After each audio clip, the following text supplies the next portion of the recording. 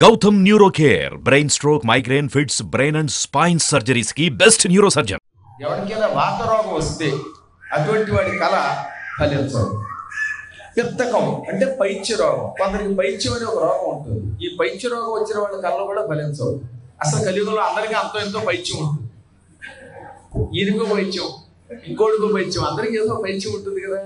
వాత పైత్య రోగములు ఉన్న వాళ్ళ కళలని అనువర్చేయంటే విడిచిపెట్టేయండి.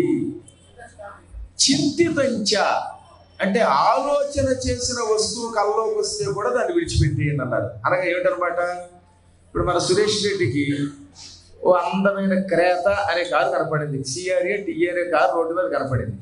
ఈయనకి ఆ కారు మీద దృష్టి పడింది. ఆ కారు ఓనర్ ఎవరో తెలియకపోయినా ఈ కారు బాగుంది, ఈ కారు ఓనర్ నాకు ఈ కారు పట్టుకొచ్చి ఇస్తే బాగుండు అని ఒక ఆలోచన వచ్చింది. క్రేట క్రేట అని రాముడి బదులు అనుకుని నిద్రపోయాడు. ఆ రాత్రి ఒక కళ వచ్చింది కానీ ఆ కళలో ఆ కారుకి సంబంధించిన ఒక ఆయన ఎవరో ఓనర్ యాత్రేయో లేకపోతే ఇంకొక దాశరథో కల్లో కనబడి, నాయన సురేషు ఈ క్రేతా కారుని నీకు సమర్పిస్తున్నాను అని కల్లో కనబడ్డాడు. కానీ ఈ కళ ఫలించదట. ఎందుకని చింతితంచ దాని గురించి ఆలోచించాడు ఆయన. పగలంతా కారు కారు అని బేరమని నిద్రపోయాడు కదా, అందువల్ల రాత్రి కారు కళ్ళలో కనబడి ఎవరో ఇచ్చినట్టు వచ్చినా అది ఫలించదు. కానీ ఆ కళ ఎప్పుడు ఫలిస్తుంది? ఈయన అసలు దేని గురించి ఆలోచించలేదు, రామా అనుకుని నిద్రపోయాడు. అప్పుడు కళ్ళలో ఎవరో కనబడి నీకు అద్భుతమైనటువంటి ఫోర్డ్ కారు ఎందుకులండి ఈ మధ్య కంపెనీ ఎత్తేసాడు, ఏదో మంచి మారుతి కారు లేకపోతే ఇంకో కారు కల్లో ఆయనకి ఎవరో ఇచ్చినట్టు వస్తే ఆ తర్వాత ఆయనకి మెలకు వస్తే గ్యారంటీ కారు వచ్చేస్తుంది. ఎందుకంటే ఆయన కారు గురించి ఆలోచించలేదు కనుక. ఆలోచించకుండా తన ఎంత తాను కల వస్తే ఆ కళ బాగా ఫలిస్తుంది. మనవాళ్ళు ఏం చేశారు, రాముడి గురించి ఆరోగ్యవంతులై ఆలోచించారు, రాముడిని నిరంతరం తలుచుకున్నారు, రాముడు రావాలని మానసిక ఆరోగ్యంతో ధ్యానం చేశారు. అందువల్లే రాముడు ఎప్పటికైనా మన దగ్గరకు వచ్చి బాలరాముడిగా అయోధ్యలో కొలువయ్యాడు. 5,000 సంవత్సరముల తర్వాత వచ్చిన ఒక అపూర్వ ముహూర్తంగా దీని గురించి గర్గ సంహిత చెబుతున్నది. అటువంటి ముహూర్తంలో, అభిజిత్ ముహూర్తంలో రాముడు బాలుడిగా ఎందుకున్నాడని కొందరికి అనుమానం వచ్చింది. పట్టాభిషేకం పొందినటువంటి రాముడు వార్ధక్యంలో ఉన్న రాముడైతే తొందరగా అవతారం చాలించి పెడతాడు, కానీ బాలుడికి ఎప్పుడు అభివృద్ధి ఉంటుంది. అందుకే కవులు ఎవడైనా గొప్పవాడైతే వాడి బాలసూర్య నిభహ అన్నారు. అందుకే సుందరకాండలో కూడా బాల దివాకరుడని పోల్చారు తప్ప ఇది ఆంజనేయుడిని ముసలి దివాకరుడు అనలేదు. ఎందుకని ఉదయిస్తున్న సూర్యుడికి అభివృద్ధి ఉంటుంది, అదే సాయంకాలపు సూర్యుడు ఇస్తే అస్తమిస్తాడు. అందుకని బాలరాముడిగా ఉంటే ఈ భారతదేశమునకు అభివృద్ధి తప్ప ఏనాటికి పతనం ఉండదు. ఒకనొకప్పుడు 4 సముద్రముల మధ్యలో ఉన్నటువంటి ఈ భూమండలం అంతా ఆర్యావర్త దేశమే, ఒకప్పుడు కేవలం భారతదేశమే. మన వాళ్ళు ఏ మార్గంలో ఉన్న ఇతరులకు అన్యాయం చేయరండో, కానీ వాళ్ళు అలా కాదు. ఇతరుల ఆలయాలు కనపడితే పడగొట్టడం వాళ్ళ లక్షణం. అలాంటి వాళ్ళలో 500 ఏళ్ల క్రితం ఈ దౌర్భాగ్యుడు బాబర్ అన్నవాడు వచ్చి రామజన్మభూమిలో రాముడి ఆలయం పడగొట్టి దాని మీద వేరే గుమ్మటం కడితే దాన్ని 92లో మన వాళ్ళంతా విజృంభించి ఒక్కొక్కడు ఒక ఆంజనేయుడు అయిపోయి గుర్రపాలతోటి కర్రతో పడగొట్టేశారు. నాకు నమ్మకం ఏంటంటే మన వాడు తలుచుకుంటే, అందులో తెలుగువాడు తలుచుకుంటే ఇంకా సరే అనుకోండి. తెలుగువాడు ఇప్పటికి కూడా అలాగే భాగ్యనగరంలో పాత బస్తీలో వీళ్ళంతా కూడా అక్కడ కూడా గుడి కార్యక్రమం చేస్తున్నారు. నాకు ఆ దృశ్యం ఇప్పటికీ కళ్ళ ముందు కనపడుతున్నవాడు 92 దృశ్యం. కొన్ని కర్రతో పొడి చేసి పడగొట్టారు దాన్ని. అసలు కర్రతో ఏదైనా చేయగలరా? చేయగలిగారంటే ఆనాడు రాముడు సేతువు కడుతున్నప్పుడు వానరులు కర్రలు కత్తులు చెట్లు రాళ్ళు పట్టుకొచ్చి బ్రిడ్జి కట్టినట్టుగా వీళ్ళు దాన్ని పడగొట్టి ఆ స్థానంలో ఈ రాటికి ఈ ఆలయం వచ్చేలా చేశారు. రామచంద్రుడు అంటేనే 16 గుణములు కలిగిన వాడు. ఆయన అవతారం ధర్మ సంస్థాపన కోసం. రాముడు అనే శబ్దంలోనే, శ్రీరామ అనే శబ్దంలోనే ధర్మం ఇమిడి ఉన్నది. మీరు నేను చెప్పడం కదండోయ్. మారీచుడు ఒక నీచుడు ఉన్నాడు. సుబాహుడు, మారీచుడు తాటక పుత్రుడు. వాడు దండకారణ్యం మొదలైనటువంటి అడవుల్లో ఉండేవారు. విశ్వామిత్రుడు లాంటి మహానుభావులు యజ్ఞములు చేస్తుంటే యజ్ఞములు పాడు చేసేవారు. వాడికి యజ్ఞములు అంటే పడదు. యజ్ఞగుండాల్లో మలమూత్రాలు విసర్జించి రక్త మాంసాలు వర్షించి యజ్ఞం పాడు చేసేవారు వారు. ఈ యజ్ఞాన్ని రక్షించడం కోసం విశ్వామిత్రుడు స్వయంగా దశరథుడి దగ్గరికి వచ్చాడు. విశ్వామిత్రుడు తలుచుకుంటే ఆ మాత్రం యజ్ఞం రక్షించుకోలేడా? కాదు. భవిష్యత్తును దృష్టిలో పెట్టుకుని రాముడి అవతార లక్ష్యం లోకానికి తెలియజేయడం కోసం దశరథుడి దగ్గరికి వచ్చి, దశరథ మహారాజా, నేను గొప్ప యజ్ఞం తలపెట్టాను లోకరక్షణ కోసం. ఆ యజ్ఞం సరిగ్గా పూర్ణాహుతి జరుగుతున్నప్పుడల్లా సుబాహుడు మారీచుడు అనే రాక్షసులు, రావణుని అనుచరులు, తాటక పుత్రులు వాళ్ళంతా అక్కడికి వస్తున్నారు. ఆ యజ్ఞగుండంలో మలమూత్రాలు, రక్త మాంసాలు వర్షంగా కురిపించి యజ్ఞం పాడు చేస్తున్నారు.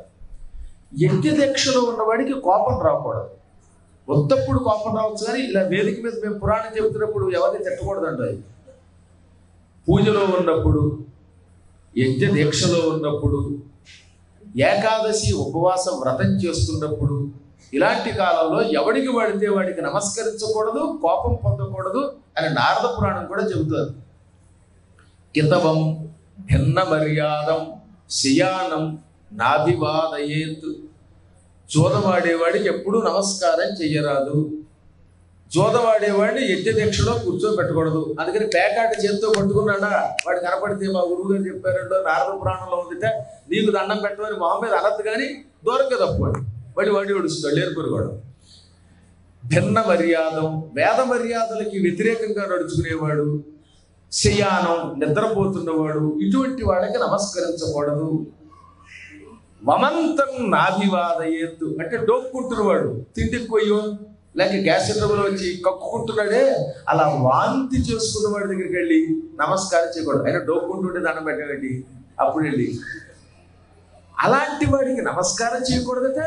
వాడిని పుణ్య కార్యక్రమాల్లోకి పిలవకూడదు. ఆ సమయంలో ఇందాక చెప్పారు కదా, ఎట్టి పరిస్థితుల్లో యజ్ఞ దీక్ష, అర్చన, పూర్ణాహుతి ఇటువంటి కార్యక్రమాల్లో ఉన్నవాడు మాట వరుస కూడా కోపగించకూడదు. దేవాలయంలో దర్శనానికి వెడుతున్నప్పుడు భక్తుల్ని చూచి కోపగించకూడదు. ఓ పక్కన గుళ్ళో దర్శనానికి వెడుతుంటే నడవండి నడవండి అని తిడుతూ ఉంటాడు ఆ పక్కన ఒకడు. వాడు వచ్చే జన్మలో 4 సార్లు గాడిద అయిపోడతట్ట, 5 సార్లు కుక్క అయిపోడతట్టనే అనలేదు. అందువల్ల ఇది కొంచెం టీటీడీలో మెడబట్టు గెంటేస్తూ నడవండి నడవండి అని గెంటేస్తూ ఉంటారే వాళ్ళకి వినిపించండి ఈ పురాణం. నెక్స్ట్ వీధిలో గాడిద వాడే, ఆ తర్వాత కుక్క వాడే. కాబట్టి కుక్క కనబడినప్పుడల్లా కుక్క నాకు అర్థమైపోయింది, నువ్వు పూర్వం ఆ దేవాలయంలో భక్తులందరినీ మెడబట్టు గెంటేస్తూ నడవండి నడవండి అని అరిచావుగా అని అనండి, పర్వాలేదు. ఈ కుక్కలు అవే పుడతాయండి, వెడపడం కదా చెప్పడం. ఇవన్నీ సుస్పష్టంగా నరకవర్ణనంలో భాగవతం వంటి వాటిలో చెప్పారు. మార్కండేయ పురాణం నేను చెప్పింది వినండి, అందులో చెప్పాడు ఎవడెవడు కుక్కగా పుడతాడు, గాడిదగా పుడతాడు, అడ్డగాడిదిగా పుడతాడు చెప్పారు. గుళ్ళో ఎవరైనా దర్శనానికి వచ్చినప్పుడు జనం ఎక్కువైపోయి వీడు కదలకపోతే జై శ్రీరామనో నమశివాయనో వాడిని గంట అంట. అంతేగాని నడవండి బుద్ధి ఉందా లేదా అన్నారా, నెక్స్ట్ ఇంక వీడు భౌ భౌ అని గుమ్మాల దగ్గర కుక్కలై పుడతారు. అందులో పురాణములు బాగా శ్రద్ధగా వినాలి. ఆదిశంకరాచార్యుల వారికి ఓ బిరుదేమిటి, శృతి స్మృతి పురాణానాం ఆలయం. వేదములు, స్మృతులు, పురాణములకు ఆయన నిలయం. ఆయనలో ఇవన్నీ ఉన్నాయి, అందువల్ల ఆయన్ని మనం జగద్గురు అంటున్నాం. కాబట్టి ఆయన దగ్గర మనం పురాణములు తెలుసుకోవాలి, వినాలి, ఒళ్ళు దగ్గర పెట్టుకోవాలి. భక్తుల్ని తిట్టకూడదు. నేను పురాణం చెబుతూ సహనంతో ఉండవలసిన వాడిని చట్టుకుని పంపించి పో అని తిట్టాను అనుకోండి, అప్పుడు నా తపస్సు అంతా పోతుంది, పాపం వస్తుంది. శాంతంగా ఉండాలి. నేను యజ్ఞంలో ఉన్నప్పుడల్లా వాళ్ళు వచ్చి పాడు చేస్తారు. యజ్ఞంలో ఉండడం వల్ల నేను శపించి వాళ్ళని నాశనం చేయలేకపోతున్నాను, దాంతో యజ్ఞం ఆగిపోతుంది. పోని నేను యజ్ఞ దీక్షలో తపస్సులో లేనప్పుడు వాళ్ళు కనపడితే భస్మం చేద్దామంటే అప్పుడు కనపడరు. సరిగ్గా యజ్ఞ దీక్షలో ఉన్నప్పుడే వాళ్ళు నన్ను పాడు చేస్తున్నారు. అందువల్ల రాముడిని పంపించన్నాడు ఆయన. పాపం దశరథుడికి కొడుకు మీద ప్రేమే తప్ప కొడుకు గొప్పతనం తెలియదు. కొడుకు ఎంత గొప్పవాడని ఆయనకి ఎప్పుడు తెలియదు, చివరిదాకా తెలియలేదు. అందుకే రామారామ అనుకుంటూ మరణించాడు. అదృష్టం ఏంటంటే రామారామ అని మరణించాడు, కానీ కైకా కైకా అని కైకని కేకలు వేసి రావాలి. ఏ వంకతో అయినా రాముడినే తొలుచుకుని శరీరం విడిచిపెట్టాడు. ఆయన ఉన్నాడు దశరథుడు ఓన షోడశ వర్షో మే అన్నాడు. రామం రాజీవలోచనం. రాముడి గురించి ఆయన చెప్పిన మాట 10-16 సంవత్సరముల కంటే కొంచెం తక్కువ ఉన్నవాడు. ఓన అంటే తక్కువ, ఏకోన వింశతి అంటే 1 తక్కువ 20 అంటే 19. 19 అనడానికి సంస్కృతంలో ఏక ఓన వింశతి, ఏకోన వింశతి అన్నారు. చూచారా? కాబట్టి సంస్కృతంలో ఓన అంటే తక్కువ, 16 కంటే తక్కువ వయసట. ఓన షోడశ వర్ష మే రామం రాజీవ లోచనం. ఇది బాలకాండలో 20వ సర్గలో చెప్పిన శ్లోకం. మా రాముడు తామర పువ్వులు లాంటి కళ్ళు కలిగి సుకుమారంగా ఉంటాడు. ఇక్కడ రాజీవలోచనం అనడం ద్వారా రాముడు చాలా మెత్తనివాడు, పువ్వు కంటే కోమలంగా ఉంటాడు.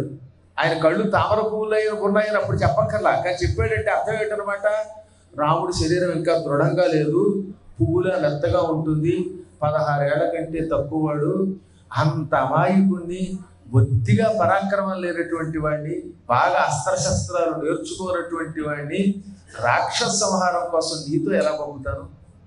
రాముడిని పంపమని నువ్వు అడుగుతున్నావు. ఆ మారీచ సుబాహుల బలం నాకు తెలుసు, వాడు మహాభయంకరుడు. వాళ్ళని చంపడానికి అక్షౌహిణి సైన్యంతో నేనే వస్తానంటే నీ అక్షౌహిణి సైన్యాన్ని వాడు భక్షించగలరా? అక్కడ మమ్మల్ని రక్షించడానికి నువ్వు వచ్చి ఏం చేస్తావు? రాముడు మాత్రమే రక్షించగలడు. నీకు తెలియదు, నాకు తెలుసు, వశిష్ఠుడికి తెలుసు ఇక్కడ ఉన్న వాళ్ళలో అన్నాడు ఆయన. ఆనాడు అక్కడ ఉన్న వాళ్ళలో వశిష్ఠుడికి తెలుసు, విశ్వామిత్రుడికి తెలుసు రాముడు అంటే ఏమిటో, అందరికీ తెలియదు అని మొత్తం మీద నచ్చ చెప్పి వశిష్ఠుడు కూడా పక్క నుండి సపోర్ట్ చేశాడు కనుక వెంట పెట్టుకెళ్ళాడు. దారిలో తాటకా సంహారం అయిన తర్వాత యజ్ఞం ప్రారంభమైంది. మారీచ సుబాహులు వచ్చారు. ఒక్క బాణంతో సుబాహుడిని చంపి అవతల మారేశాడు. మారీచుడు కూడా చంపచ్చుగా, చంపలేదు. మానవాస్త్రం అనే అస్త్రం వేసి సముద్ర తీరం అవతల మారేసి అట్టుబట్టుకెళ్ళి దెబ్బకి వాడి గుండె బేజారెత్తిపోయింది, వాడి శరీరం అంతా గజగజలాడిపోయింది. చావు తప్పి కన్నులు అట్టుపోయాడు వాడు. చావుకి అంచుదాకా వెళ్ళి బతికాడు. ఎందుకంటే మారీచుడు బతికితేనే భవిష్యత్తులో సీతాపహరణం జరుగుతుంది, సీతాపహరణం జరిగితేనే రావణాసురుడిని చంపడం కుదురుతుంది. అందుకని వాణ్ణి మాత్రం అట్టి పెట్టాడు.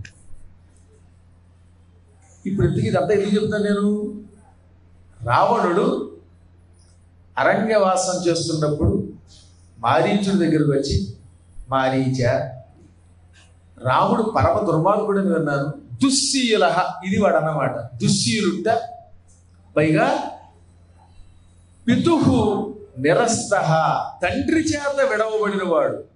దాన్నే మళ్ళీ తర్వాత పిత్ర పరిత్యాజ అన్నాడు తర్వాత సర్కలో. తండ్రి చేత పరిత్యజించబడిన వాడు. ఆయనలో అన్ని దుర్లక్షణాలని విన్నాను, అందువల్ల రాముడిని భయపెట్టి ఏదో రకంగా ఆయన భార్యని నేను పట్టుకుపోవాలనుకుంటున్నాను, నువ్వు నాకు సాయం చెయ్యి అన్నాడు. రాముడు దుశ్శీలుడు అంటే మారీచుడు కూడా అవును దుశ్శీలుడు అనాలి కదా. ఎందుకంటే మారీచుడు రాముడి చేతిలో సాగు దెబ్బతిన్నాడు. రాముడు అంటే భయం, రాముడికి శత్రువు. కానీ అతను ఏమన్నాడు తెలుసా? రావణ, ఎవడో నీ దగ్గర అసత్యం చెప్పాడు, రాముడు తండ్రి చేత త్యజింపబడలేదు, తండ్రి వెనక్కి తిరిగి రమ్మని మళ్ళీ బతిమాలినా రాకుండా నేను రాముడిని ఒకే మాట మీద నిలబడతాను, రామో దుర్లాభిభాషతే, రాముడు రెండో మాట మాట్లాడుతూ ఇచ్చిన మాట నిలబెట్టుకుంటాడు, ఏమైనా సరే అడుగు కడతాడు అని మా నాన్నకి చెప్పు అని చెప్పిన మహాత్ముడు అని రాముడిని పొగిడి, రామో విగ్రహవాన్ ధర్మ సాధు సత్యపరాక్రమ అన్నాడు. అసలు ఎంత గొప్పవాడు అండి! శత్రువు చేత కూడా ప్రశంసలు అందుకున్న ఏకైక వీరుడు మన రామచంద్ర ప్రభు అంటే. ఏదో మనల్ని మన మిత్రుడు మన శిష్యులు పొగిడితే పెద్ద గొప్ప ఉంది. మన శిష్యులు ఎప్పుడు పొగుడుతూనే ఉంటారు. గురువు గారి మీద భక్తి కలిగిన శిష్యుడు ఎక్కడ కనపడ్డా బలం గురువు ప్రవర్తిద్దాం అంటాడు. గురువు గారిలో తప్పులు కనపడవు.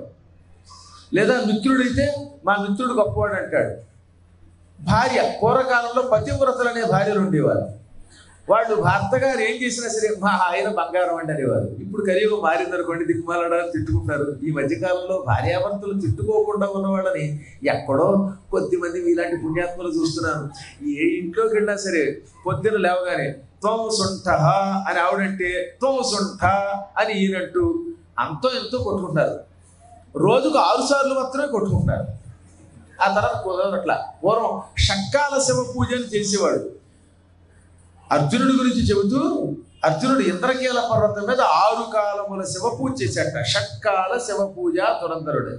నేను చెప్పడం కాదు, శివపురాణంలో ఉంది, శ్రీనాథుడు హరవిలాసంలో శివుణ్ణి 6 పూట్ల పూజించాడు అన్నారు. కానీ ఇప్పుడు కలియుగంలో మారిపోయింది. భార్యాభర్తలు షట్కాల యుద్ధం మాత్రం చేస్తున్నారు. మీరు మాత్రం పుణ్యాత్తులు అనుకోండి, పరమ పుణ్యాత్తులు. అందువల్ల ఎందుకు చెప్తున్నానంటే, నేను నిరంతరము రామ రామ రామ అని భక్తులు పొగట్టం వేరు. రాముడి చేతిలో చావు దెబ్బతిని మృత్యువు చివరిదాకా వెళ్ళి వచ్చినటువంటి మారీచుడంతటి వాడు రాముడి గురించి నీకెవరో అసత్యాలు చెప్పారు. రాముడంటే ధర్మమునకు మారు రూపం, ధర్మానికి ఒక ఆకారం కల్పిస్తే రాముడు అన్నాడు. రామో విగ్రహవాన్ ధర్మ. విగ్రహవాన్ అంటే విగ్రహము ధరించిన, ఆకారం ధరించిన ధర్మం. ధర్మానికి రూపం లేదు, కానీ ధర్మం ఏ రూపంలో ఉంది? రాముడి రూపంలో ఉంది. రాముడు ఎలా చేశాడో, ఏం చేశాడో కనిపెట్టి అలా నడుచుకోవటమే ధర్మ ఆచరణము. పైగా సత్య పరాక్రముడు ఆయన. అంటే నిజమైన పరాక్రమం కలిగిన వాడు ఒక అర్థం. సత్యమే ఆయన పరాక్రమం. సత్యం పలకడం ద్వారా ఆయన లోకాన్ని జయిస్తాడు. సత్యమేవేశ్వరో లోకే సత్యే సర్వం ప్రతిష్ఠితం అని అయోధ్యాకాండలో అంటాడు ఆయన. ఈ జగత్తుని పరిపాలించేది ఎవరు అంటే సత్యమే. సత్యమే లోకానికి అధిపతి. సత్యమునందు సర్వము ప్రతిష్ఠితమయ్యింది. అంటే ఈ లోకంలో ఏ పని జరిగినా సత్యం మీదే ఆధారపడి ఉన్నది. అసత్యాలు ఆడకూడదని చెప్పిన మహాత్ముడు ఆయన. అటువంటి వాడు జోలికి వెళ్ళవద్దు అని మారీచుడు కూడా పొగిడాడంటే రామావతారం యొక్క పరాకాష్ఠ స్థితి ఎటువంటిదో ఆలోచించండి. రాముడికి కోపమే రాదు, కానీ కోపం వచ్చిందా దేవతలు కూడా వణికిపోతారట. పొద్దుటి నుంచి సాయంకాలం దాకా నిరంతరం అందరినీ తిడుతూ కోపంతో ఉన్నవాడికి విలువ ఉంటుంది ఎక్కడైనా? నేను చూశాను ఒక ఆయన. ఒకప్పుడు కళ్యాణ మండపానికి ఒక మేనేజర్ ఉండేవాడు. మేము చిన్నపిల్లలం. ఆయన పొద్దున్న లేచిన దగ్గర నుంచి భార్యను తిట్టేవాడు, తర్వాత పిల్లలు తిట్టేవాడు, ఎవరైనా ఆ మండపానికి వస్తే వాళ్ళని తిట్టేవాడు, ఎవరైనా పెడతాడు మీ మొహం తగలయ్యా అనేవాడు. దాంతో కొంతకాలానికి ఎవరు ఆయన పట్టించుకోలేదు. ఓ రోజు భార్య ఉందో తెలిసా, మా ఆయన పిచ్చాడంటే అలా వాగుతూనే ఉంటాడండి, ఆయన పట్టించుకోకండి అని తినాను. కాబట్టి నిత్య క్రోధంతో ఉండేవాడిని ఎవడు పట్టించుకోడు. అస్సలు ఎప్పుడూ కోపం లేకుండా శాంతముగా ఉండేటటువంటి వ్యక్తికి ఎప్పుడైనా పొరపాటున కోపం వస్తే అప్పుడు అందరూ వణికిపోతారు. అందువల్ల మీరు ఎప్పుడు కూడా శాంతంగా ఉండండి. శాంతంతో ఉండి ఎప్పుడో ఒక్కసారి కనుక కొంచెం కోపం తెచ్చుకున్నారా అప్పుడు అందరూ వణికిపోతారండి, కంగారు పడతారు. రాముడు అటువంటి వాడు, ఎప్పుడూ శాంతంగా ఉంటాడు. కానీ అవసరమైతే శత్రువుల్ని శిక్షించడానికి క్రోధాన్ని ఆవేశింపజేసుకుంటాడు, తెచ్చుకుంటాడు ఆయన. ఆ దెబ్బకి ఆయన క్రోధానికి దేవతలు వణికిపోతారు. కస్య బిభ్యతి దేవాశ్చ జాతరోషస్య సంయుగే. ఎవడికి కోపం వస్తే దేవతలు కూడా భయపడతారో అతడెవడు అని వాల్మీకి నారదుడిని బాలకాండంలో ప్రథమ సర్గలో అడిగాడు. అప్పుడు ఆయన చెప్పాడు, నువ్వు అడిగిన లక్షణాలన్నీ అందరిలో ఉండవు ఆయన, ఆ లక్షణాలు కేవలం రాముడిలో ఉన్నాయి, సాక్షాత్తు మానవ రూపం ధరించిన విష్ణువు ఆయన చెప్పాడు. రాముడి దగ్గర నుంచి నేర్చుకోవాల్సిన లక్షణాలన్నీ అందులో కనబడ్డాయి. ఒకటి ధర్మజ్ఞ, ధర్మజ్ఞశ్చ కృతజ్ఞశ్చ సత్యవాక్యో దృఢం వ్రత. ముందు ధర్మమును ఎరిగినవాడు, జ్ఞ అంటే ఎరిగినవాడు, ధర్మజ్ఞ ధర్మమును ఎరిగినవాడు. ధర్మం చాలా కష్టం తెలుసుకోవడం. ధర్మము పైకి కనపడినంత తేలిక కాదు. ఒక్కొక్క చోట ధర్మం, ఒక్కొక్క చోట అధర్మం. ఇక్కడ మనం దక్షిణ భారత్లో చొక్కా వేసుకుని గుళ్ళోకి వెడితే అది అధర్మం మనకి.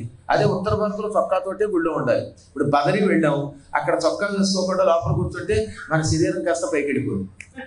హిమాలయ పర్వతాల్లో చొక్కా వేసుకోకుండా తిరగలేం కదా. కాబట్టి ఇక్కడ కుదరనిది అక్కడ కుదురుతోంది. అందుకే ధర్మం చాలా సూక్ష్మమైనది. ఒక్కొక్కప్పుడు అహింస, ఒక్కొక్కప్పుడు హింస అవుతుంది. అసత్యం ఒక్కొక్కప్పుడు సత్యం అవుతుంది. అదే భారతంలో అరణ్య పర్వంలో ధర్మవ్యాధ చరిత్రలో చెప్పారు. ఎవడో ఒక టెర్రరిస్ట్ వచ్చాడండి, మిమ్మల్ని అందరినీ చంపేస్తానన్నాడు. ఓ భయంకరుడు త్వరగాడు వచ్చి తుపాకీ పుచ్చుకుని మిమ్మల్ని అందరినీ చంపడానికి వచ్చాడు.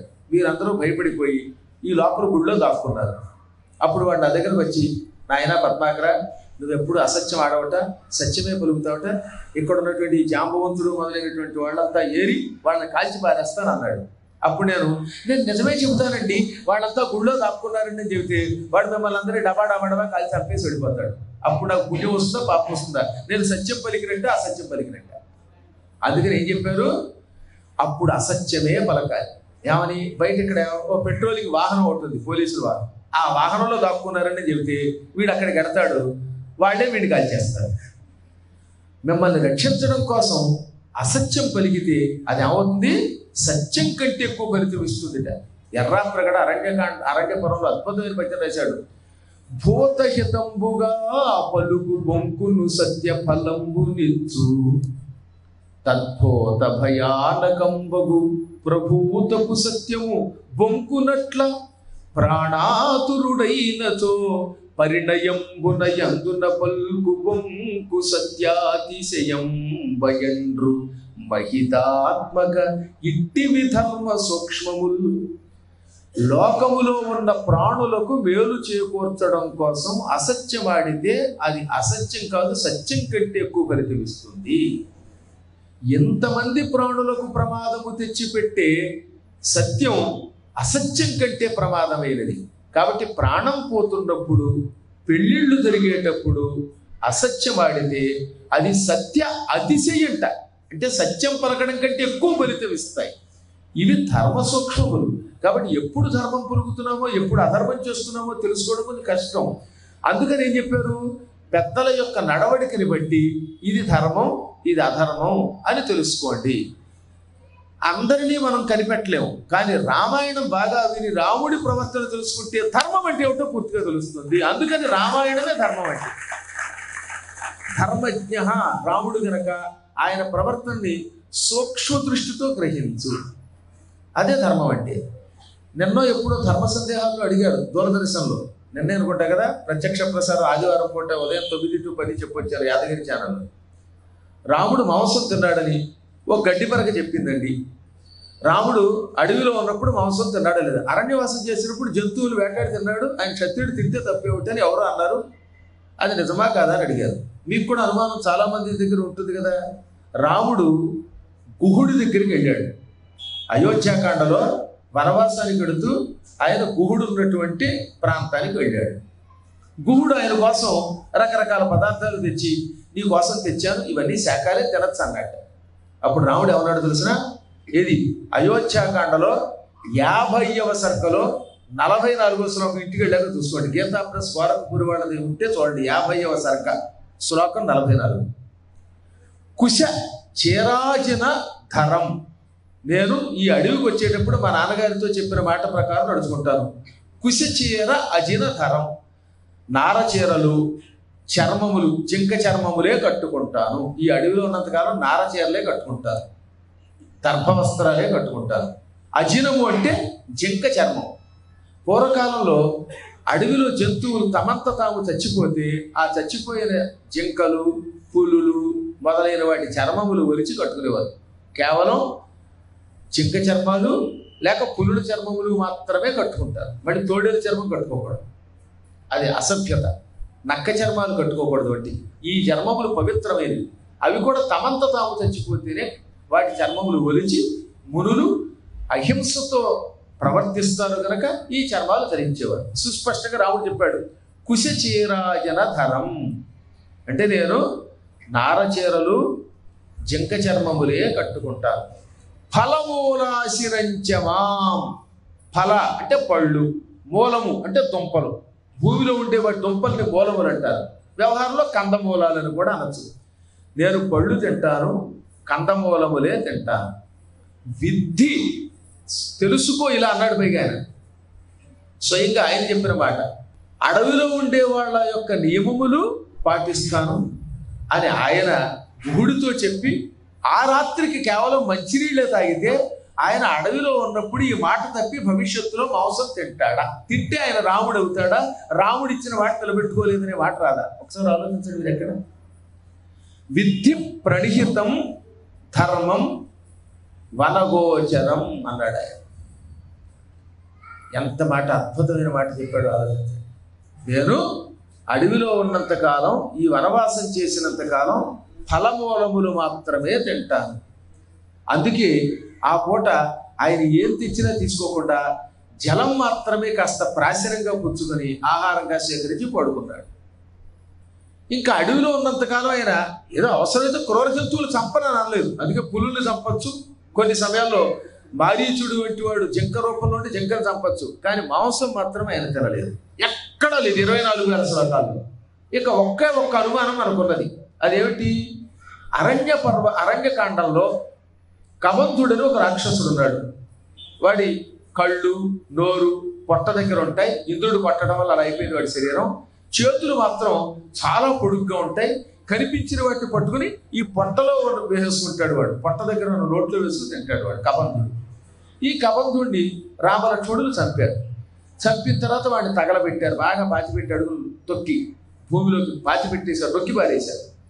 ఆ తర్వాత వాడు చచ్చి శరీరం విడిచిపెట్టి వాడు గంధర్వుడిగా మారిపోయాడు, విద్యాధరుడిగా మారిపోయాడు. అప్పటికింకా వాడికి పాత రాక్షస వాసన పోలేదు. వాడు మాత్రం ఏమన్నాడు, రామ, సీత ప్రస్తుతం లంకలో ఉంది, నాకు తెలుస్తోంది. నీకు సీతను అన్వేషించి పెట్టేటటువంటి వ్యక్తి ఒక్క కిష్కింధ నగరం దగ్గర ఉన్నటువంటి ఋషభోగ పర్వతం దగ్గర ఉన్న సుగ్రీవుడు. ఆ సుగ్రీవుడితో స్నేహం చేసుకో. సుగ్రీవుడి దగ్గరికి వెళ్ళేటటువంటి మార్గం చెబుతున్నాను. పంపా సరస్సు, శబరి గుహ, మతంగ మహర్షి ఆశ్రమం, ఇవన్నీ దారిలో కనపడతాయి. ఆ మతంగ మహర్షి ఆశ్రమం దగ్గర ఉన్న శబరి నీకు ఆతిథ్యం ఇస్తుంది అనే మార్గం చెబుతూ, ఆ మార్గంలో ఓ చోట పెద్ద సరస్సు ఉంది. ఆ సరస్సులో హంసలు, కొంగలు, సారస పక్షులు అంటే బెగ్గురు పక్షులు ఇలాంటివి ఉన్నాయి. అందులో మంచి మంచి చేపలు ఉన్నాయి. అక్కడికి మనుషులు వెళ్ళరు. అందువల్ల పక్షులకి మానవులు చంపి వేటాడి తింటారనే భయం లేదు. నువ్వు నిశ్చింతగా వెడితే దగ్గరకు వస్తాయి. మన లక్ష్మణుడు కావాలంటే అందులో కొన్ని పక్షులు చంపుతాడు, చేపల్ని పట్టుకొస్తాడు, నీకు కాల్చిస్తాడు, వాటిని తింటూ వెళ్ళు అని కబంధుడు అన్నాడు. అది కబంధుడి లక్షణం. వాడికి చేపలు ఇష్టం కనుక. నాకు అనుభవం జరిగిందండి. అది చెప్పాక 2 రోజుల క్రితమే మేము లంక నుంచి వచ్చాం. ఆ లంకలో దిగ్గానే గైడ్ వచ్చాడు. వాడి పేరు చాణక్య, ఎన్ని పేర్లు వాడికి సహస్రనామం రాశారు. వాడేమో ఏ పేరు చెప్పాడో తెలియదు కానీ వాడు చాణక్య, వాడు శనక, వాడు చెనక, ఇంకేదో పిలక అని పిలిచారు. వాడు ఏమన్నాడంటే, ఇక్కడ వెస్ట్రన్ స్టైల్ హోటల్ ఒకటి ఉందండి, ఆ హోటల్లో మంచి బ్రాండ్లు ఉంటాయండి, చేపలు కూడా బాగా దొరుకుతాయండి, వెళ్ళండి తినండి అన్నాడు. అది వాడి లక్షణం. వాడు సలహా ఇచ్చాడు. నేను నా కుక్కర్ పట్టుకొని నేనే వండుకున్నాను. కాబట్టి వాడు సలహా ఇచ్చినంత మాత్రం చేత మనం తినేసినట్టేనా అంటే, అక్కడ మాతో వచ్చిన వాడు ఒకళ్ళిద్దరు అనుకున్నారు. కానీ గురువు గారు పక్కన ఉండగా అలా అనుకుంటే బాగుండదు, కొంచెం మళ్ళీ నోరు పిలుసుకునేలాగా చేసుకున్నారు అనుకోండి. అందువల్ల వాడు చెప్పాడని ఆ హోటల్లోకి వెళ్ళి తింటారు కదా ఎవరు పడితే వాళ్ళు. అందులో మీలాంటి పుణ్యాత్ములు తింటారా? నాకు తెలిసి తింటారు అనుకుంటున్నాను, తెలియకుండా తెలియదు నాకు. రాముడికి చేపలు లక్ష్మణుడు ఇస్తాడని వాడు సలహా ఇచ్చాడు. ఆ సలహా తప్ప తిన్నట్టుగా అక్కడ లేదు. ఆ తర్వాత లక్ష్మణుడు ఆ పని చెయ్యలేదు. వాళ్ళు అక్కడ ఉన్నంతకాలం దుంపలే తిన్నారు. అందుకే రావణాసుడు దుంప తెచ్చారు. కాబట్టి ఎట్టి పరిస్థితుల్లోనూ అరణ్యకాండములో రాముడికి లక్ష్మణుడు ఇచ్చినట్టు లేదు, కబంధుడి సలహా మాత్రమే. పోని ఇంకొకటి తీసుకుందాం. సుందరకాండంలో అడుగు పెడదాం. సుందరకాండంలో సీతతో హనుమంతుడు ఏమన్నాడు, నేను రాముడి దగ్గర నుంచి వచ్చానంటే, నువ్వు రాముడి దగ్గర నుంచి వచ్చావు అని చెప్పినంత మాత్రం చేత నేను నమ్మను. ఆ రాముడి లక్షణములు ఎలా ఉంటాయి? యాని రామస్య లింగాని లక్ష్మణస్య చ యాని వై. రాముడి లక్షణములు ఎలా ఉంటాయి, లక్ష్మణుడు ఎలా ఉంటాడు, నీకు వాళ్ళతో పరిచయం ఎక్కడ ఏర్పడింది, రాముడి గురించి వివరించు, అప్పుడు నమ్ముతానని. ఆయన అద్భుతంగా రాముడి గురించి వర్ణించాడు. నా మాంసం రాఘవో భుంతే నచాపి మధుసేవతే. ఇది సుందరకాండములో హనుమంతుడు సీతతో అన్న మాట. నా అంటే ముందే లేదు, తినడు. ఏమిటి మాంసం? ఎవరు? రాఘవ. రాఘవుడు అంటే ఇక్కడ రాముడు లక్ష్మణుడిని కూడా తీసుకొచ్చు మనం. ఆ రామలక్ష్మణులు ఇద్దరూ కూడా తినరు. నా మాంసం రాఘవో భుక్తే. రాముడు మాంసం తినడు తల్లోయ్. నచాపి మధు సేవతే, మధువుని సేవించడు అని ఇంత స్పష్టంగా హనుమంతుడు కూడా చెప్పాక, రాముడు అడవిలో ఉన్నప్పుడు జింకల్ని వేటాడి తిన్నట్ట అని ఎవడైనా అంటే నేనేం చెప్పగలుగుతాను, మీరే చెప్పగలుగుతారు చెప్పండి. రాముడు తినచ్చా తినకూడదా అనే టాపిక్ తీసుకురావట్లా. రాముడు నేను అడవిలో కందమూలాలే తింటాను వనవాస కాలంలో అని మాట ఇచ్చాడు. ఆ మాట నిలబెట్టుకుంటాడు. ఎందుకంటే అది సత్యవాక్య పరిపాలన దొరకడు కనుక. అసలు రామావతార ఉద్దేశ్యమే సత్యాన్ని లోకంలో ప్రతిష్ఠించటం. కాబట్టి వనవాసంలో ఉన్నప్పుడు రాముడు ధర్మం పొరపాటు కూడా తప్పడు. ఇందువల్ల రాముడు ధర్మజ్ఞుడు. రాముడి మరో లక్షణం కృతజ్ఞశ్చ. కృతము అంటే చెయ్యబడినది. అంటే ఉదాహరణకి ఎవరైనా నాకు మంచినీళ్ళు ఇచ్చారనుకోండి, మంచినీళ్ళు ఇవ్వడం అనే పని ఈ జితేంద్ర ద్వారా కృతము చెయ్యబడింది. జ్ఞ అంటే గుర్తుపెట్టుకోవాలి. కృతజ్ఞ అంటే ఆ చేసిన దాన్ని గుర్తుపెట్టుకొనుట. కృతజ్ఞుడు అంటే ఎవరైనా మనకు ఉపకారం చేస్తే ఆ ఉపకారాన్ని యావత్ జీవితం గుర్తుపెట్టుకుంటే వాడిని కృతజ్ఞ అంటారు. ఈ ప్రపంచంలో కృతజ్ఞుడు అంటే రాముడు తప్ప మరొకడు ఎవడో లేడని మోమాటలో కూడా చెప్పేస్తున్నారు. మొదటి స్థానం అయింది. ఎవడో ఓసారి పడవ దాటించాట ఒక గుహుడు. ఆయన దాటించకపోయినా ఈయన పడవ ఎక్కకపోయినా గంగ దాటగలడు, ఎందుకంటే గంగ ఆయన పాదాల నుంచి పుట్టింది. అయినా సరే యావత్ జీవితం ఏమన్నాడో తెలుసు ఆయన,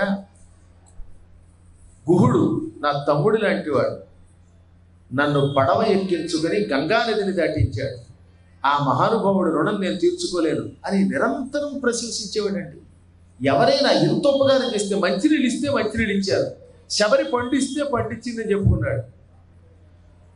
ఈ విధంగా తనకి ఉపకారం చేస్తే ఆ ఉపకారాన్ని అవతారం చాలించేదాకా గుర్తుపెట్టుకున్నాడు. అపకారం చేసిన రావణాసురుడిని మర్చిపోవాలన్నాడు. మరణాంతాని వైరాణి అని యుద్ధకాండంలో చెప్పాడు ఆయన. విభీషణ, మీ అన్నగారికి దహన సంస్కారం చెయ్యి అంటే, మా అన్నయ్య పాపాత్ముడికి దహన సంస్కారాలు చెయ్యొచ్చా అని అడిగితే, లేదు నాయన, మరణంతోనే వైరం పోయినట్టే మనకి. మరణాంతాని వైరాణి. ఒక వ్యక్తి మీద బతికున్నప్పుడు కోపం ఉండొచ్చు, వాడు చచ్చాక వాడి మీద కోపం పెట్టుకోకుండా అతనికి దాన సంస్కారాలు చెయ్యాలి. ఆ పరాక్రమవంతుడికి దాన సంస్కారం చెయ్యి అన్నంత ఉత్తముడు ఆయన. ఈ అపకారం ఏమో మర్చిపోతాడు, ఉపకారం గుర్తుపెట్టుకుంటాడు. కానీ కలియుగంలో మానవులు ఎన్ని ఉపకారాలు చేసినా గుర్తుపెట్టుకోరు. అన్నం పెట్టండి గుర్తుపెట్టుకోడు, రూమ్ ఇవ్వండి గుర్తుపెట్టుకోండి, పూజ చెయ్యండి గుర్తుపెట్టుకోడు, పూల దండం వేయండి గుర్తుపెట్టుకోడు. కానీ ఎప్పుడో ఇంటికి వచ్చినప్పుడు హడావుడిగా వెళుతూ పలకరించలేదుట. నేను ఇంటికి వెళ్ళానండి, ఆయన హడావుడిగా ఫోన్లో వెళుతూ మాట్లాడుతూ నన్ను పట్టించుకోలేదండి అని దీన్ని మాత్రం అందరి దగ్గర చెబుతారు. వాడు ఎందుకు పట్టించుకోలేదో తెలియదు. కేవలం ఒక్కసారి తనతో మాట్లాడనంత మాత్రం చేత కోపగిస్తున్నాడు ఈ కలియుగ మానవుడు. ఇదే పాప లక్షణం అంటే. ఉపకారం గుర్తుపెట్టుకో, అపకారం మరిచిపో, అటువంటి వాడు కృతజ్ఞ. అందుకే విష్ణు సహస్రనామంలో విష్ణువునికి కృతజ్ఞో మేదినీపతి ప్రత్యేక కృతజ్ఞుడు ఒక పేరు ఉన్నది. యావత్ జీవితం ఒక వ్యక్తి మనకు ఉపకారం చేస్తే మర్చిపోకూడదండి, ఎన్నేళ్ళైనా మర్చిపోకూడదు. నేను ఉపన్యాసం చెప్పే కొత్తల్లో 1986లో ఉపన్యాసం ప్రారంభించిన రోజుల్లో ప్రతిరోజు మధ్యాహ్నం పూట ఎక్కడ నాకు నీరసం వస్తుందని ఒక ఆవిడ మంచినీళ్ళు ఒక అరటిపండు తెచ్చేది. ఇప్పటికీ ఆవిడ గుర్తుపెట్టుకున్నాను. ఆవిడ కనపడితే అరటిపండు ఆ మంచినీళ్ళే గుర్తుకొస్తాయి. అది రాముడి దగ్గర నేర్చుకోవాలి. ఇక ప్రాణాపాయ స్థితిలో కూడా అసత్యం ఆడకూడదు. ఇందాక చెప్పిన ధర్మ సూక్ష్మాన్ని తెలుసుకోవాలి. అలాంటి రామచంద్ర ప్రభు ఇన్నాళ్ళ మన కళ నెరవేరిన తర్వాత ఆయన వచ్చి నీలమేఘఛాయ శరీరుడు గుళ్ళో కూర్చుకున్నాడు. ఈ రాముడి గురించి ఒక్కొక్కళ్ళు ఒక్కొక్క రకంగా వర్ణించారు అనుకోండి, కానీ హనుమంతుడు వర్ణించిన వర్ణన చాలా అద్భుతంగా ఉంటుంది. భగవంతుడు ఆయన ఏ రూపంలో ఉండవచ్చు కాక, కానీ మానవ రూపంలో ఉన్నప్పుడు మానవుడిగానే వర్ణించుకోవాలి ఆయన. సుందరకాండంలో సీతాదేవి రాముడిని ఎలా ఉన్నాడు ఏమిటి వర్ణించమంటే ఆయన ఏమని చెప్పాడు? ఆజానుబాహు సులలా, బాహువులు జానువుల వరకు వేళ్లాడేటటువంటి వాట.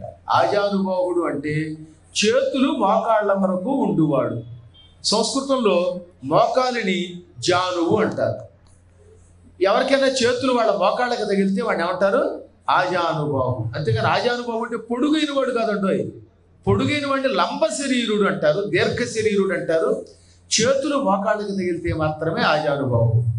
మీలో ఎవరికైనా మీ చేతులు మోకాళ్ళకి తగిలితే వాడంతా ఆజానుబాహులే. ఇప్పుడు నా చేతులు కూడా మోకాళ్ళకి తగిలాయి కనుక పద్మాకర్ గారు మీరు ఆజానుబాహులు అని అడగచ్చు. కూర్చున్నప్పుడు కాదు, కూర్చున్నప్పుడు మన చేతులు మోకాళ్ళకి తగులుతాయి. ఉపన్యాసం అయ్యాక ఇప్పుడు లేస్తే డిస్టర్బెన్స్ కనుక ఉపన్యాసం అయ్యాక లేచి నిలబడి మీ చేతులు మోకాళ్ళకి తగిలితే నా దగ్గరికి రండి, ఓ పండు ఇస్తాను. వాడిని అడిగి మళ్ళీ వాడిని అడగకుండా తీసుకుంటే దొంగతనం. రాముడి చేతులు మోకాళ్ళ దాకా వెళ్ళాడేవిట, ఆజానుబాహుడే. పైగా దీర్ఘబాహుడు. ఈ భుజం మీద ఉన్నటువంటి ఎముకలు కనపడకుండా మాంసంతో కప్పబడి ఉంటుంది. అందంగా నీలవర్ణంలో ఉంటాడే. సాధారణంగా నల్లగా ఉంటే అందంగా ఉండరు అంటారు కొంతమంది. అందుకే ఆడపిల్లలు చాలా మంది నల్లగా ఉన్నవాళ్ళు కాకుండా కొంచెం నాలా తెల్లగా ఉన్నవాళ్ళు అంటే పడేవారు పూర్వం. కానీ ఇప్పుడు కలియుగంలో మారిపోయింది అనుకోండి ఇప్పుడు. కానీ రాముడి నీలం ఎటువంటిది అంటే సస్యశ్యామల వర్ణంలో ఉంటాడు. శ్యామల వర్ణం అది. పొలం కొద్దిగా ముదురుతున్నప్పుడు, పంట పొలాలు కొంచెం ముదురుతున్నప్పుడు ఒక రకమైన ఆకుపచ్చ రంగులో ఉంటాయి. దానిని శ్యామల వర్ణం. ఆ రంగు చాలా బాగుంటుంది అనమాట. అందమైన వికసించిన పద్మాలు లాంటి కళ్ళు కలిగిన వాడు ఆయన. ఈ ముక్కు సంపెంగ పువ్వులో ఉంటుంది. అమ్మవారి గురించి కూడా అదిగా, నవచంపక పుష్పాభనాసాదండ విరాజిత. నవ కొత్త, చంపక పుష్ప ఆభ అప్పుడే వికసిస్తున్న సంపంగి పువ్వు ఎలా ఉంటుందో అలా ఉంటుంది. కాబట్టి ఈ ముక్కు దూలం, ఈ ముక్కు దూలం. రాముడు కూడా అలా సంపంగి పువ్వు లాంటి ముక్కు కలిగిన వాడే. ఈ కంఠం ఉంటుంది, శంఖంలో ఉంటుంది. మహానుభావులైన పురుషుల యొక్క మెడ శంఖంలా నున్నగా అందంగా ఉంటుందన్నమాట. ఇంక చెవులు కూడా ఎలా ఉండాలో అలాగే కనపడుతూ ఉంటాయి. జుట్టు దీర్ఘంగా కింద దాకా వెళ్ళాడుతూ ఉంటుంది. గిరజాల జుట్టు అనమాట. నల్లగా ఒత్తుగా ఉంటుంది ఆ జుట్టు అనమాట. అసలు జుట్టు చూస్తేనే సగం అందం అన్నారు. గోళ్ళు పద్మవర్ణంలో ఉంటాయి. కొంతమంది గోళ్ళు పుచ్చిపోయి పాడైపోతుంటే కలియుగంలో అనారోగ్యం వల్ల. కానీ ఆయన గోళ్ళు ఎర్రగా ఉంటాయి. ఆయన కంటి చివర ఒక రకమైన ఎరుపు చీర ఉంటుందని కూడా చెప్పారు. ఇలా ఆయన శరీరం ఆపాదమస్తకం ఎలా వర్ణించారో ఇవాళ బాలరాముడి విగ్రహాన్ని మనం టీవీలో లైవ్లో చూస్తున్నప్పుడు అలాగే కనపడ్డాడండి. ఎంత ఆనందంగా. ఆ హనుమంతుడి వర్ణనంతా కళ్ళకు కనపడింది ఒక్కసారిగా. వాల్మీకి చాలా చమత్కారండి. పదాలు ఆచితూచి వాడతాడు. ఏ పదం అంటే చాలా గొప్పగా ఉంటుంది. రాముడు లక్ష్మణుడు ఎలా ఉంటారు అని అడిగితే రాముడి గురించి అంతా వర్ణించేశాడు కదా. అదే చేతస్థుడైతే మళ్ళీ మొదలెట్టి లక్ష్మణుడు పొడుగ్గా ఉంటాడు, లక్ష్మణుడికి కూడా తామర పువ్వుల్లో కళ్ళు ఉంటాయని చెబుతారు. ఇవేం చెప్పకుండా ఇన్ని లక్షణములు కూడా లక్ష్మణుడిలో ఉన్నాయి. ఏది ఇందాక రాముడి గురించి వర్ణించిన రాజానుభావుడు, సంపెంగ పువ్వు లాంటి ముక్కు కలిగినటువంటి వాడు, తామర పువ్వు రేకులు లాంటి కళ్ళు కలిగిన వాడు, శంఖం లాంటి వెడగలిగినటువంటి వాడు, చతుష్కిష్కు చతుర్లేఖ చతుర్వ్యలహ ఇలా అన్ని వర్ణించి చెప్పక్కర్లేదు. ఇందాక చెప్పినవన్నీ లక్ష్మణుడిలో ఉన్నాయి. ఇన్ని లక్షణాలు అలాగే ఉంటాయి. ఇద్దరికి ఒకటే తేడా, రాముడికి లక్ష్మణుడికి. ససువర్ణ చెవి శ్రీమాన్ రామశ్యామో మహాయశాఖ. రాముడిలో ఉన్న లక్షణములన్నీ లక్ష్మణుడిలో ఉన్నాయి. కాకపోతే ఆయనకి ఇది ఒక తేడా. సహా అతడు అంటే లక్ష్మణుడు సువర్ణ చెవి బంగారపు రంగులో ఉంటాడు. ఆయన రంగు బంగారపు రంగు. రామశ్యామో మహాయశ. రాముడు మాత్రం శ్యామల వర్ణంలో ఉంటాడు. ఈయన నీలమేఘఛాయ శరీరుడు, ఆయన బంగారపు రంగులో ఉంటాడు. రంగు తప్ప మిగతా అన్ని విషయాలు ఇద్దరికీ ఒకే రకంగా ఉంటాయి. అదనమాట కావ్యం రాసే తీరు. అందుకే ఆదికవి మహాకవి అన్నారు ఆయన. ఎంత అద్భుతం చూసారా. ఇన్ని లక్షణములు ఇన్ని శక్తులుండి కూడా దేవతలంతా నువ్వు భగవంతుడివన్నా ఆయన మాత్రం ఏమోనండి, నేను మాత్రం మీరేదో విష్ణు అంటున్నారు, ఆ విష్ణు ఎవరో ఎరగను, నేను ఆత్మానం మానుషం మన్యే రామం దశరథాత్మజం. నన్ను నేను మనిషి అనుకుంటున్నాను. మీరంతా పొగడొచ్చేమో. పైగా నేను ఏ మనిషిని? దశరథాత్మజం రామం. రాముణ్ణి, దశరథుడి కొడుకుని, దశరథుడి కొడుకైన రాముణ్ణి అనుకుంటున్నాను నేను. మీరు నా గురించి ఏదో పొగిడారు అంటే అప్పుడు వాడు, లేదు నాయన, నువ్వు మనిషిని అని నీ అంతటి నువ్వు అనుకోకపోతే రావణుడిని చంపలేవు. రావణుడు బ్రహ్మ కోసం తపస్సు చేసి బ్రహ్మని రకరకాల వరాలు అడిగాడు. మృత్యువు లేకుండా ఉండడం కోసం ఎన్నో ఆ వరాలు అడిగట. సుర, సిద్ధ, సాధ్య, కిన్నర, పన్నగ, యక్ష, చారణాసుర, విద్యాధర, గంధర్వాది జాతులలో ఎవరి చేతిలో నువ్వు చావు లేకుండా వరం ప్రసాదించు అని అడుగుతూ మనుషులు మర్చిపోయాడు. మనుషులు అంటే వాడికి లోకువ.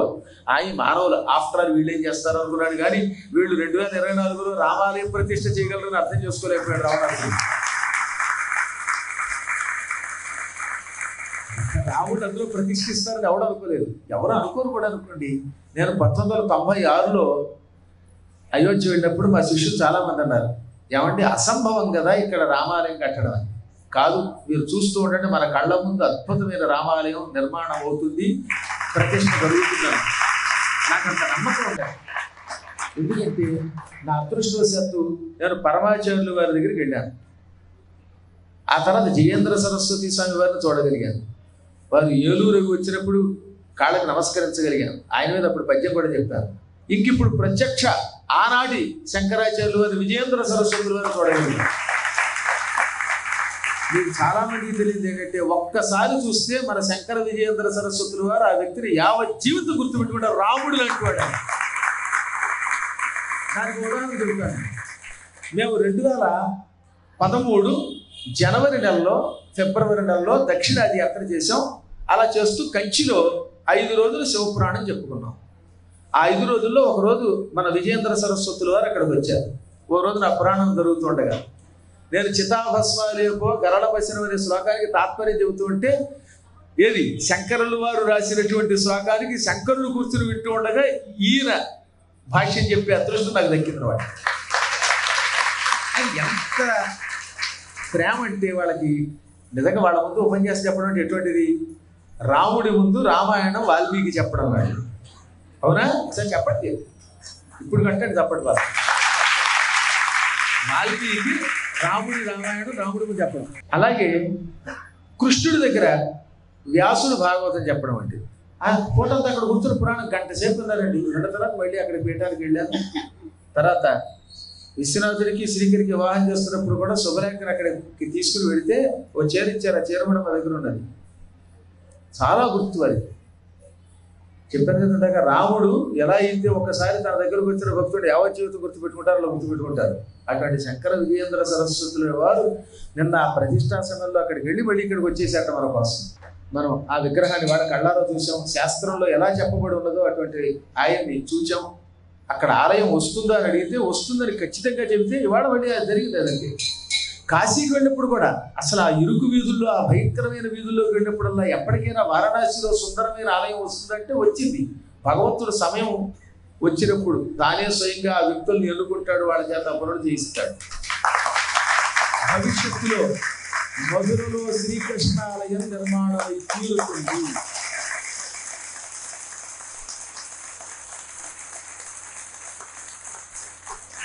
మళ్ళీ ఆనాటి ఏది రామాయణ కాలం నాటి రాజ్యం, ఆ కాలంలో మొత్తం కపిలారణ్యం, కాలిఫోర్నియాని కపిలారణ్యం అనేవారు. ఆ తర్వాత స్పెయిన్ రాజధాని మాడ్రిడ్, అది మద్ర దేశం. మలేషియా, అదే మలయ ద్వీపం, అగస్త్యుడు తపస్సు చేసిన స్థలం. కాంబోజ దేశం, ఇప్పుడు కంబోడియా. ఆఫ్ఘనిస్తాన్ అంటే గాంధార దేశం, శకుని రాజ్యం అది. సింధు దేశం ఇప్పుడు పాకిస్తాన్లో గడిపోయింది, కానీ ఒకప్పుడు అది మందే. జయద్రథుడు, సైంధవుడు ఉన్న ప్రదేశం. ఈ విధంగా సమస్తం ఒకప్పుడు మనదే. ఇవాళ ఈ బాలరాముడి ప్రతిష్ఠ వల్ల తిరిగి ఆనాటి భారతదేశంలోకి మనం వెళ్తాం.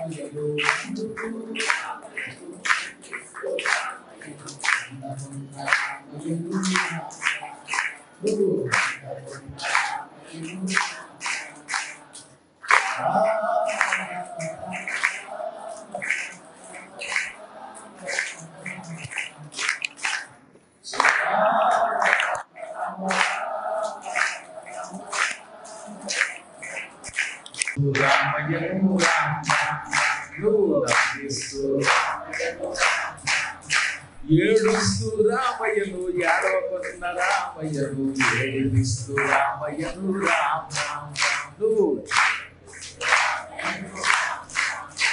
ఇక్కడ వచ్చిన అనుమానం వచ్చిందండి ఒక ఆయనకి. ఏడుస్తూ రామ అంటారు, అసలు రాముడిని తలుచుకుంటే ఏడుపు వస్తుందా అని ఒక అనుమానం, రాముడిని తలుచుకున్నవాడు ఏడిపిస్తాడా అని ఇంకొక అనుమానం.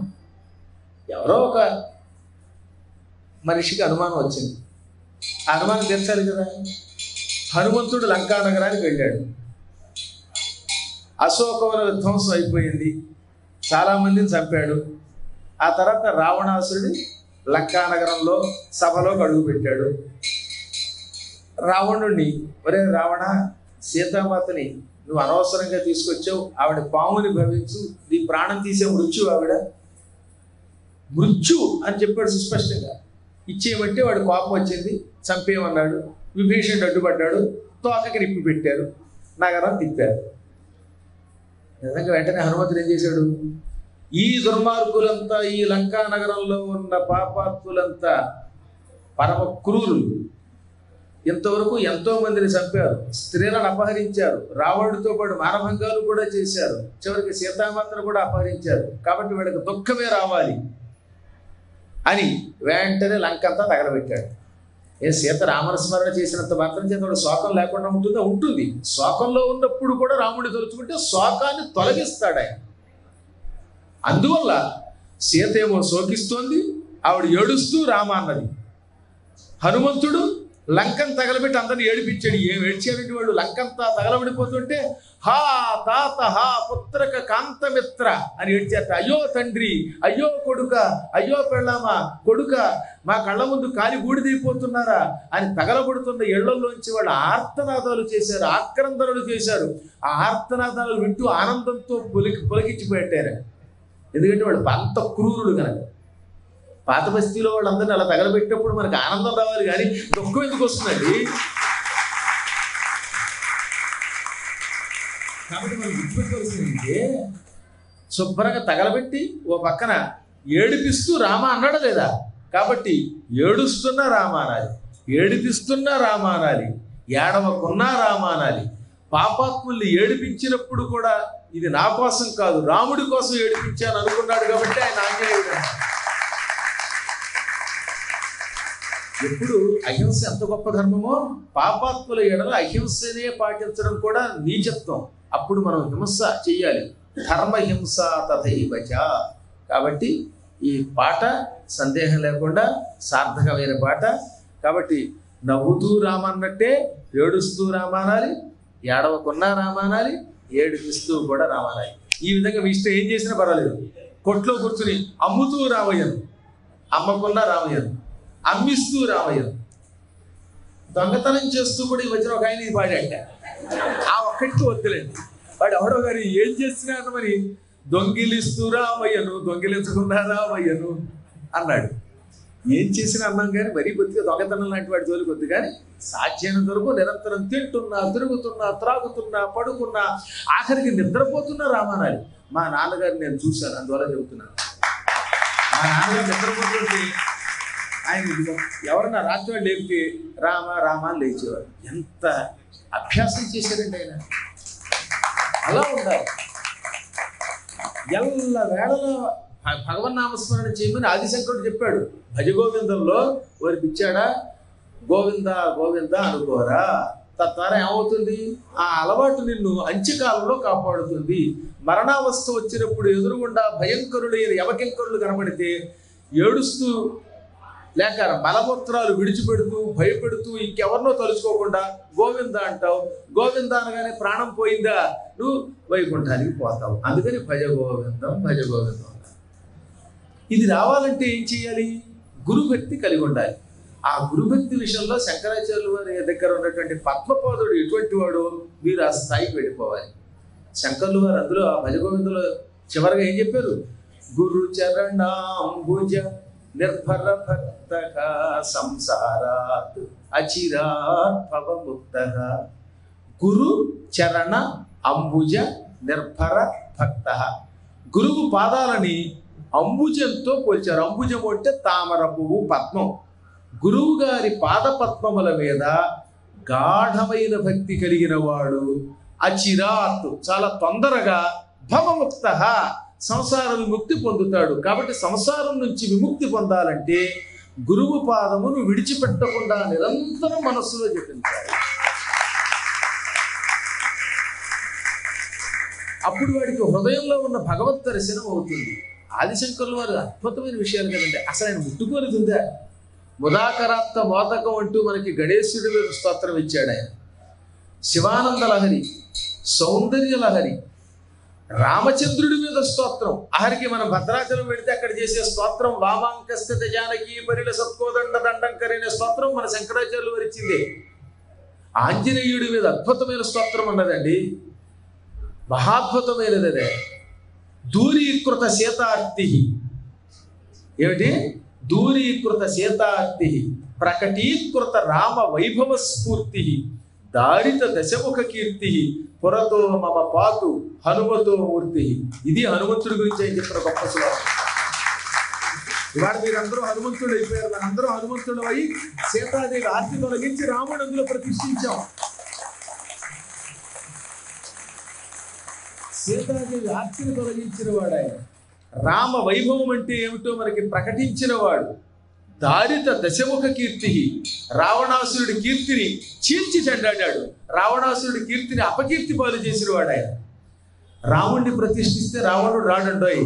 అందుకే రాముడి పరిపాలన ఉన్న ప్రాంతాల్లో సెలవు ఇచ్చారు, రావణాసురుడి పరిపాలనతో మాత్రమే సెలవు ఇవ్వలేదు. అందువల్ల రావణాసురుడి అపకీర్తిని పెంచి కీర్తిని తొలగించిన వాడు ఆయన.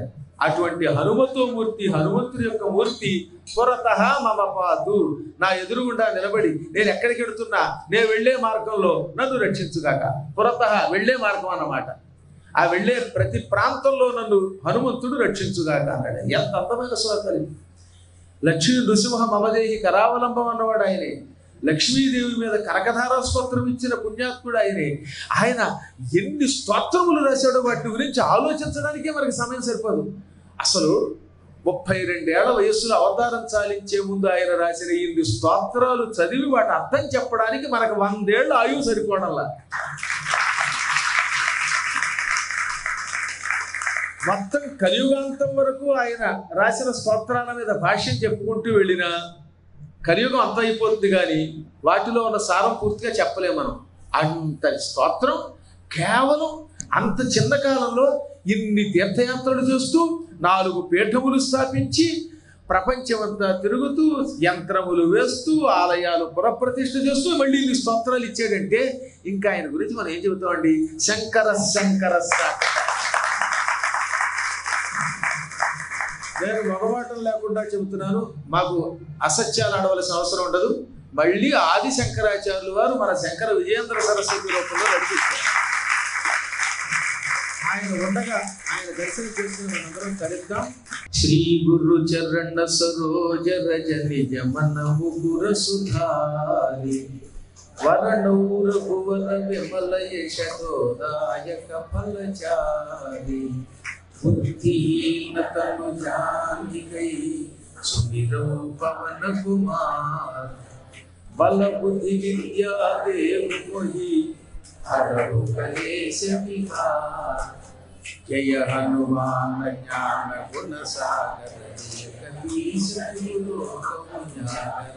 రామదూత అతులిత బలధామ అంజన పుత్ర పవన సుత నామ మహావీర విక్రమార్జునంది కుమతి నివార సుమతే సంధి కంచన వరణ విరాజ సువేశ కానన కుండల కుంజిత కేశ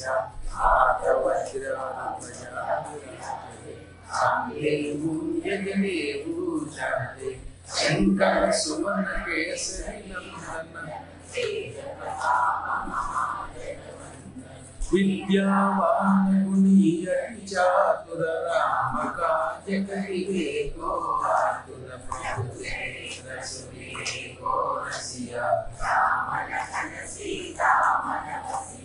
सूक्ष्म रूप धरि सिय दिखावा विकट रूप धरि लंक जरावा हेम रूप धरि असुर संहारे रामचंद्र के काज सवारे लाय सजीवन लखन जियाए श्री रघुवीर हरहि उर लाए रघुपति कीन्ही बहुत बड़ाई कहा भरत सम तुम प्रिय भाई सहस बदन तुम तुमरो यश गावै असकै श्रीपति कंठल गावै सनकादिक ब्रह्मादि मुनीसा नारद शारद सहिता यम कुबेर दिगपाल जहाते कवि गोविंद कहि सकै कहाते तुम उपकार सुग्रीव कीन्हा राम मिलाय राजपद दीन्हा तुमरो मंत्र विभीषण